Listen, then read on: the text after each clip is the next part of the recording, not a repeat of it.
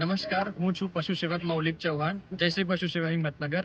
ઉત્તરાયણ પર્વ નિમિત્તે આપ સૌને ઉત્તરાયણની હાર્દિક શુભેચ્છાઓ.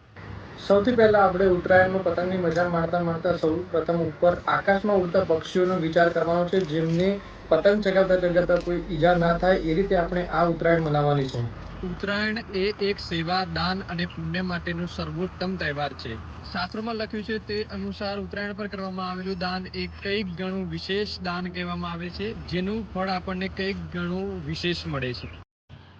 દાનનું મહત્વ સમજીને ગૌ માતાને અપાતું ભોજન, જરૂરિયાત કરતો વધારે અપાતું ભોજન તેમને હાનિ પહોંચાડે છે.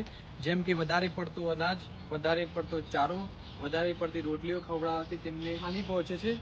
જેમ કે ગેસ, બ્લોટિંગ જેવી સમસ્યાઓ તેમને થાય છે અને યોગ્ય સમયે તેમની ટ્રીટમેન્ટ ન મળતા તેમનું મૃત્યુનું કારણ પણ બની શકે છે.